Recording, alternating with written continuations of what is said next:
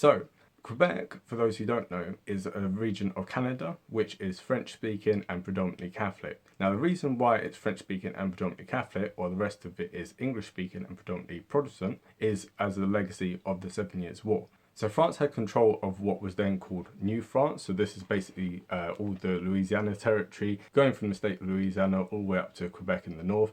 We've covered this in a previous video on the Louisiana Purchase, so definitely check that out. But just for those who haven't seen that video and are unaware of the history, what ended up happening is you end up having the 7 Years' War, right? Which is, you know, a massive global war. Churchill referred to it as being like the First World War. And what ended up happening in that one, with regard to this context, is that the British kicked the French out of Canada. And while the rest of their colonies weren't very heavily populated, in Quebec you had a lot of French settlers who had moved in there. And these French settlers didn't want to go back to France and they didn't want to go anywhere else, right? So they decided that they were going to stay there. And this kind of led to a problem for the British here, because it's like, how do we assimilate people who don't want to be assimilated? And so obviously for a long time there was a lot of persecution towards the Catholics and towards like the French speakers, you know, trying to crack down their language and their faith. However, as time went on, they got more and more autonomy, and so a lot of the societal structures which had existed beforehand, they were allowed to continue. However, because Quebec was governed very differently from the rest of the provinces, it's meant that as time's gone on, it has evolved in a very different way from the rest of Canada, with you know, the official language in the rest of Canada being English and the official language in Quebec being French. So these differences led to a great degree of separatism. So especially in the mid-1970s, you had the rise of the Parti Quebecois. My pronunciation of French is still terrible. For those who've seen this channel for a long time, you know I can't pronounce French things, right?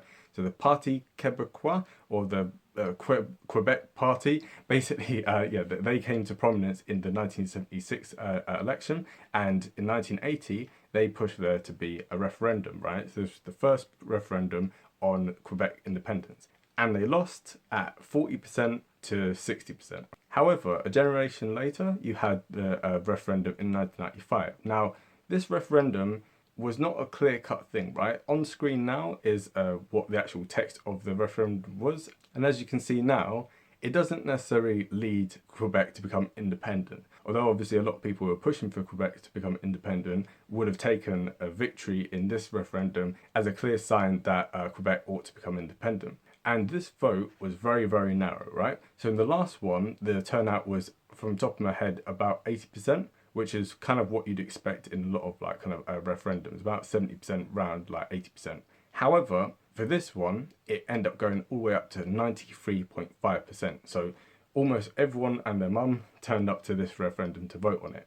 And the result was very, very narrow, right? It's incredibly narrow, less than 1 percentage point, right? So the result was 49.42% for yes, and it was 50.58% for no.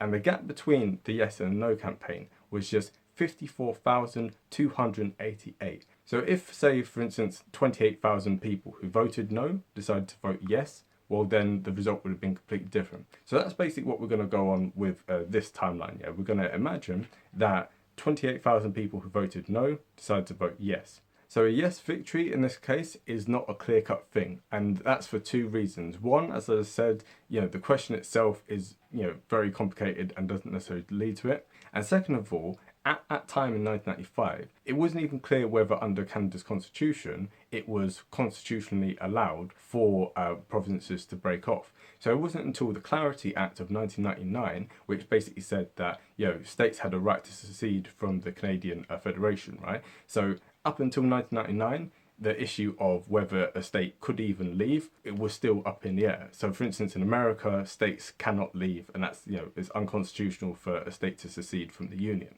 However, in Canada, it was later decided that they could, but in 1995, that was not a clear-cut thing. It was certainly not certain at that point. And so this video is going to kind of skirt around all the complex politics of that, because, yeah, you know, whether like they would have taken action on it, you know, it's all very confusing. Yeah, so just for the sake of this argument, we're going to assume that they managed to get their independence from the rest of Canada.